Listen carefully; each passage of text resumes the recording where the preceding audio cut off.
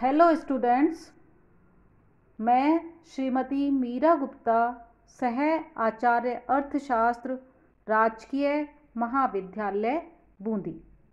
विद्यार्थियों, राष्ट्रीय आय पर आधारित वीडियो लेक्चर की श्रृंखला में आपका पुनः एक बार स्वागत है। आज के वीडियो लेक्चर का टॉपिक है राष्ट्रीय आय समीकरण, नेशनल इनकम आइडेंटिटीज। विद्यार्थियों, अभी तक हम राष्ट्रीय आय की विभिन्न अवधारणाओं का, राष्ट्रीय आय के मापन का और जीएनपी, जीएनआई और जीएनई के अंतर संबंध और उनकी समानता के बारे में विस्तृत रूप से विभिन्न वीडियो लेक्चर्स में हम चर्चा कर चुके हैं। इसमें हम नेशनल इनकम आइडेंटिटीज के बारे में अध्ययन करेंगे।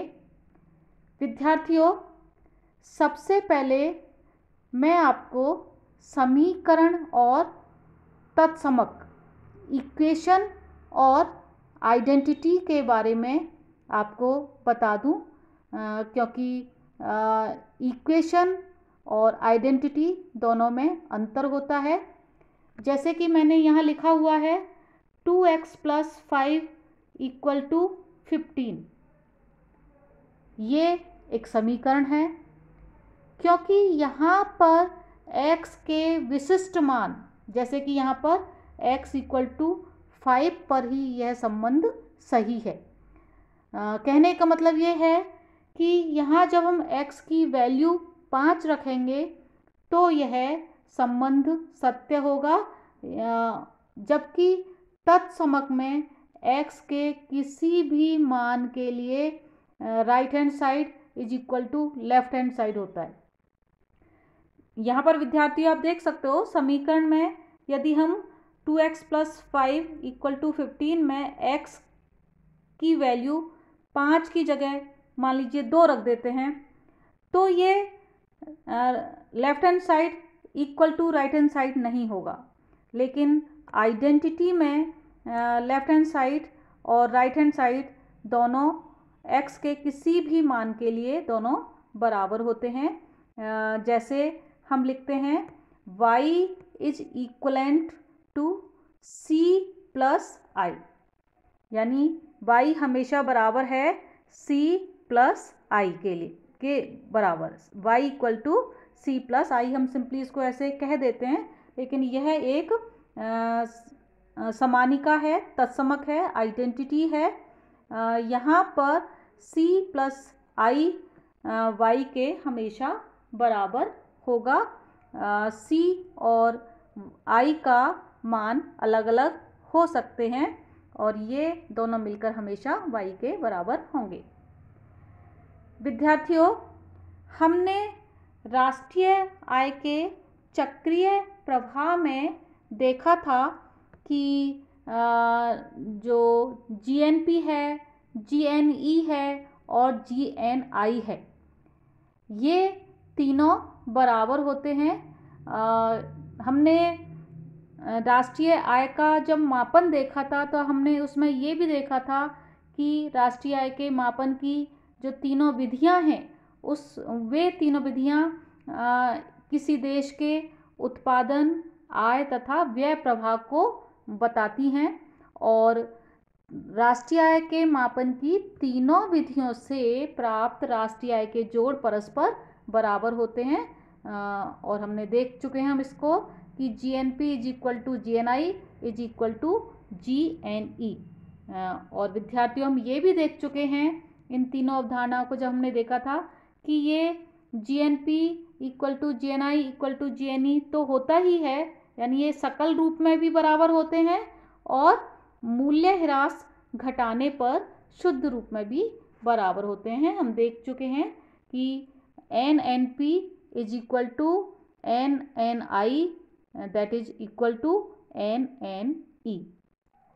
विद्यार्थियों, इनको हम अकाउंटिंग आइडेंटिटीज या नेशनल इनकम आइडेंटिटीज कहते हैं।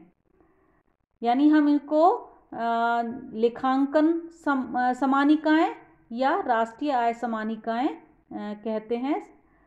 विद्यार्थियों, हम ये जानते हैं कि अर्थव्यवस्था में व्यय करने वाली इकाइयां तथा उत्पादक इकाइयां परस्पर संबद्ध होती हैं।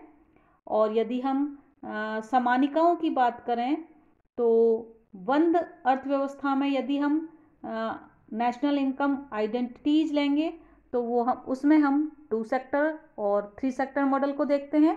और यदि हम खुली अर्थव्यवस्था की बात करते हैं, ओपन इकोनॉमी की बात करते हैं, तो उसमें हम 4 सेक्टर मॉडल लेते हैं। 2 सेक्टर मॉडल में विद्यार्थियों हाउस होल्ड और बिजनेस सेक्टर दो सेक्टर होते हैं। और 3 सेक्टर इकोनॉमी में house hold, business sector, business firms और सरकारी क्षेत्र गवर्नमेंट सेक्टर होता है। तो इस वीडियो लेक्चर में मैं आपको 2 सेक्टर इकोनॉमी को लेकर आइडेंटिटीज को समझाऊंगी। विद्यार्थियों, हम राष्ट्रीय आय के चक्रीय प्रवाह सर्कुलर फ्लो ऑफ इनकम की व्याख्या और उसके आधार पर राष्ट्रीय उत्पाद से संबंधित जो अवधारणाएं हैं और उनके बीच जो परस्पर संबंध है और जो उनसे संबंधित समीकरण हैं उनको हम देख सकते हैं। यहाँ पर हम जब आइडेंटिटीज का अध्ययन कर रहे हैं तो ये मानकर भी चल रहे हैं कि समस्त उत्पादन केवल व्यापारिक क्षेत्र में होता है और जो घरेलू क्षेत्र है और जो सरकार है वह अंतिम वस्तु और सेवाओं के क्रेता हैं। और व्यापारिक क्षेत्र घरेलू क्षेत्र के द्वारा धारित साधनों का प्रयोग में लाता है, यानी घरेलू क्षेत्र साधनों का स्वामी है और व्यापारिक क्षेत्र उन साधनों को काम में लेता है उत्पादन प्रक्रिया के दौरान। यानी जो सरकार है वह भी उत्पादन प्रक्रिया में संलग्न नहीं है, वह यानी सरकार और घरेलू क्षेत्र अंतिम वस्तुओं और सेवाओं के क्रेता हैं। विद्यार्थियों, हम 2 सेक्टर मॉडल में आगे बढ़ने से पहले हम आपको एक डायग्राम के माध्यम से, जो कि राष्ट्रीय आय के चक्राकार प्रवाह को व्यक्त कर रहा है, उस डायग्राम को हम एक बार और देख लेते हैं। यहाँ पर आप देख रहे हैं कि अर्थव्यवस्था का ये 2 सेक्टर मॉडल का डायग्राम दिया हुआ है। 2 क्षेत्र हैं अर्थव्यवस्था के, व्यापारिक क्षेत्र जिसको हमने बिजनेस सेक्टर बी से डिनोट किया हुआ है और दूसरा घरेलू क्षेत्र जिसको हमने एच से डिनोट हम जिसको करते हैं। तो इस डायग्राम में आप देख रहे हैं कि जो घरेलू क्षेत्र है वह श्रम, पूंजी, भूमि, साधन के रूप में जो उत्पादन के साधन हैं वो व्यापारिक क्षेत्र को प्रदान करता है। आप तीर के निशान से देख सकते हो, घरेलू क्षेत्र से व्यापारिक क्षेत्रों को उत्पादन के साधन प्रदान किए जा रहे हैं और व्यापारिक क्षेत्र उत्पादन के साधनों की आपूर्ति के प्रतिफल के रूप में घरेलू क्षेत्र को मजदूरी, ब्याज, लगान और लाभ के रूप में प्रतिफल प्रदान करता है। यहाँ आप देख सकते हैं ये मजदूरी, ब्याज, लगान, लाभ के रूप में उनको प्रतिफल दिया जा रहा है घरेलू क्षेत्र को। और घरेलू क्षेत्र इस प्रतिफल जो कि उसकी आय है उस आय को वस्तुओं और सेवाओं पर व्यय कर रहा है और व्यापारिक क्षेत्र से वस्तुएं और सेवाएं घरेलू क्षेत्र को प्रदान की जा रही हैं। तो इस डायग्राम का चित्र का जो ऊपरी भाग है वह आय प्रवाह को व्यक्त कर रहा है, क्योंकि मजदूरी, ब्याज, लगान, लाभ के रूप में घरेलू क्षेत्र को आय प्राप्त हो रही है।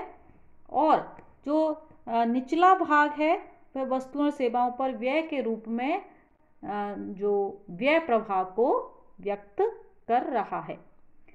विद्यार्थियों, वस्तुओं और सेवाओं का जो सकल मौद्रिक मूल्य है वह जीएनपी को व्यक्त कर रहा है और जो मजदूरी, ब्याज, लगान, लाभ के रूप में जो प्रतिफल है वह जीएन आई को व्यक्त कर रहा है और वस्तुओं और सेवाओं पर व्यय के रूप में हम GNE को देख रहे हैं।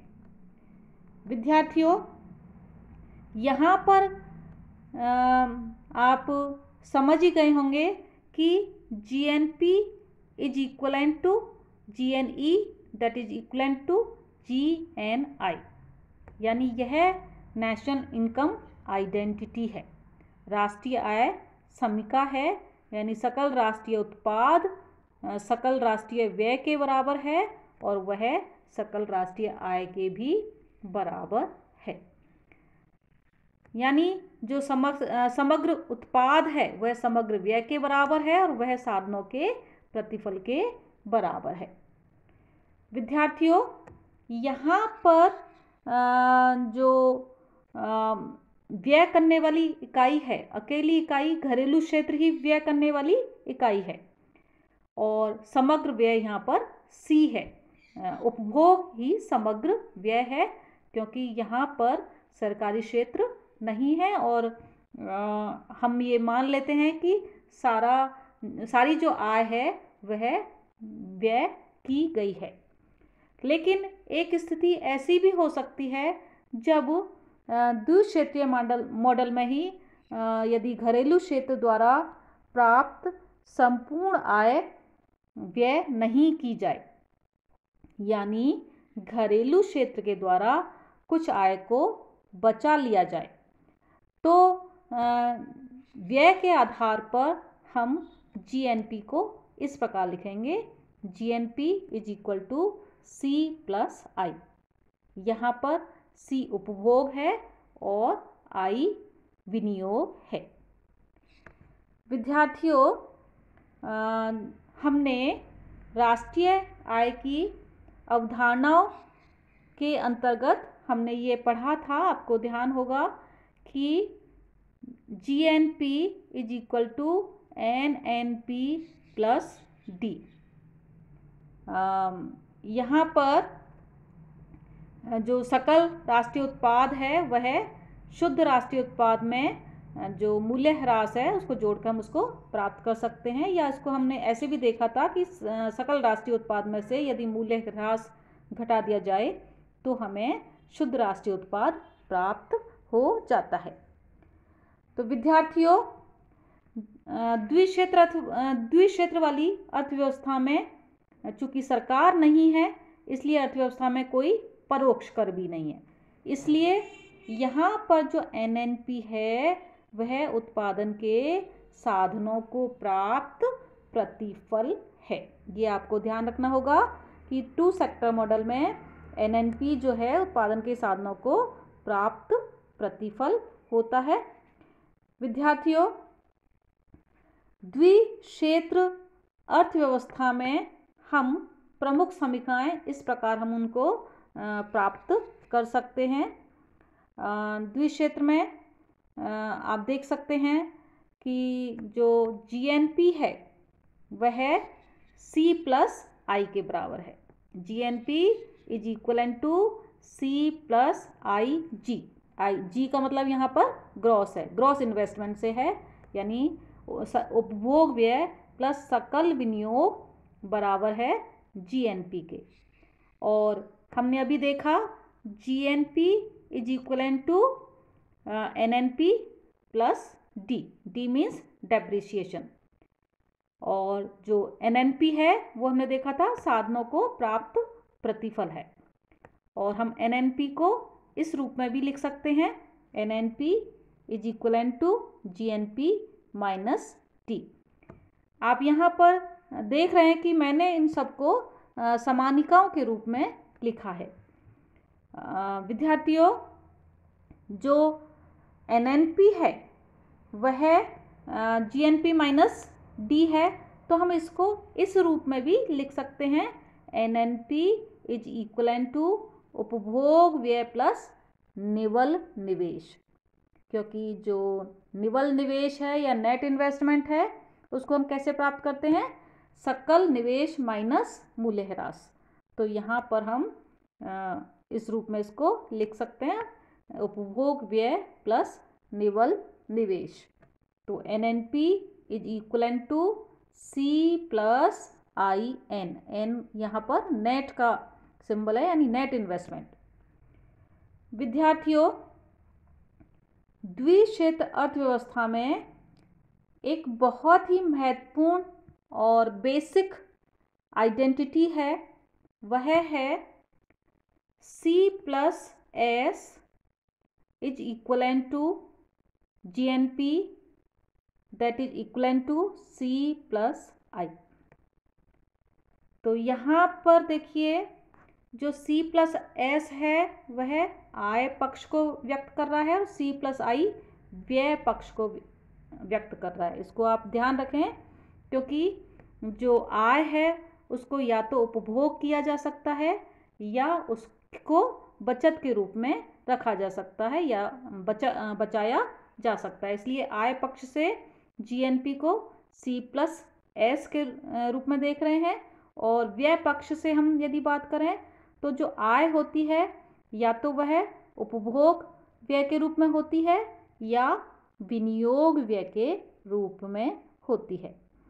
विद्यार्थियों, यहाँ पर आप देख सकते हैं कि हमने GNP को C+S और C+I के रूप में लिखा है। तो C+S is equal to C+I। C+S is identically equal to C+I।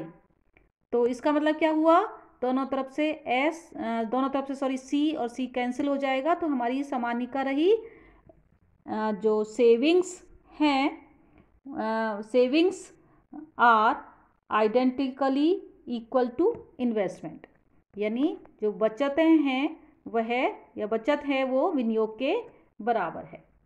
तो ये बहुत ही महत्वपूर्ण समानिका है अर्थव्यवस्था में। आय के संतुलन के लिए बचत विनियोग के बराबर होनी चाहिए। जो परिवारों के द्वारा, हाउसहोल्ड्स के द्वारा बचाया जाता है उसको बिजनेस सेक्टर के द्वारा, व्यापारिक क्षेत्र के द्वारा निवेश में काम में लिया जाता है। ये निवेश मशीनरीज पर हो सकता है, इक्विपमेंट्स के रूप में हो सकता है, या इन्वेंट्री इन्वेस्टमेंट के रूप में भी हो सकता है। अब यदि हम क्लोज्ड इकोनॉमी के 3 सेक्टर मॉडल की चर्चा करें, तो 3 सेक्टर मॉडल में जैसा कि मैंने बताया, घरेलू क्षेत्र होता है, व्यापारिक क्षेत्र होता है और सरकारी क्षेत्र होता है। तो यहाँ पर 3 क्षेत्र हैं अर्थव्यवस्था के, और घरेलू क्षेत्र को प्राप्त आय अंतिम वस्तुओं सेवाओं पर खर्च की जाती है घरेलू क्षेत्र के द्वारा, और कुछ प्रत्यक्ष कर के रूप में सरकार को भी प्राप्त होती है और कुछ आय बचा ली जाती है। सरकार को व्यापारिक क्षेत्र से भी परोक्ष कर के रूप में, इनडायरेक्ट टैक्स के रूप में आय प्राप्त होती है, और सरकार आय को क्रय पर व्यय करती है। यदि सरकार की जो आय है वो व्यय के बराबर होता है तो बजट संतुलित होता है। इसको विद्यार्थियों हमने चित्र के माध्यम से दिखाया हुआ है। 3 सेक्टर मॉडल का ये डायग्राम है। आय के चक्राकार प्रभाव को यह व्यक्त कर रहा है। यहाँ पर अर्थव्यवस्था के 3 क्षेत्र आपको दिखाई दे रहे हैं, घरेलू क्षेत्र, व्यापारिक क्षेत्र और सरकारी क्षेत्र। घरेलू क्षेत्र और व्यापारिक क्षेत्र के संबंधों का हम पिछले डायग्राम में डिस्कस कर ही चुके हैं, और यहाँ पर सरकारी क्षेत्र को और इंक्लूड कर लिया गया है। तो जो सरकारी क्षेत्र है वह व्यय उसको G के द्वारा सूचित किया गया है, और सरकार जो है वस्तुओं सेवाओं पर व्यय करती है, और GNP को C+I+G के रूप में हम लिखते हैं व्यय के आधार पर। घरेलू बचत विनियोग के बराबर है। तो ये 3 सेक्टर मॉडल का आय का चक्राकार प्रवाह है, जिसको हम पहले भी डिस्कस कर चुके हैं। विद्यार्थियों, इस वीडियो लेक्चर में मैंने 2 सेक्टर मॉडल की समीकरणों की चर्चा करी। हम अगले वीडियो लेक्चर में, यानी इस वीडियो लेक्चर के पार्ट 2 में 3 सेक्टर मॉडल और जो 4 सेक्टर मॉडल है, क्लोज्ड इकोनॉमी का 3 सेक्टर मॉडल और ओपन इकोनॉमी यानी 4 सेक्टर मॉडल की आइडेंटिटीज के बारे में चर्चा करेंगे। अभी के लिए इतना ही पर्याप्त है। इस वीडियो को बनाने के लिए मैंने MC वैश्य की समष्टि अर्थशास्त्र, GC सिंघई एवं JP मिश्रा की पुस्तक समष्टि आर्थिक विश्लेषण और ML झिंगन की पुस्तक समष्टि आर्थिक विश्लेषण का ML झिंगन की पुस्तक समष्टि अर्थशास्त्र का इसमें प्रयोग किया है। मैं समझती हूँ आपको ये वीडियो लेक्चर आपकी समझ में आया होगा। आप इसको ध्यान से सुने। मुझे उम्मीद है 2 सेक्टर मॉडल की जो आइडेंटिटीज़ हैं, आपको नेशनल इनकम आइडेंटिटीज़, वो आपको स्पष्ट हो गई होंगी। अभी के लिए इतना ही काफ़ी है। Thank you.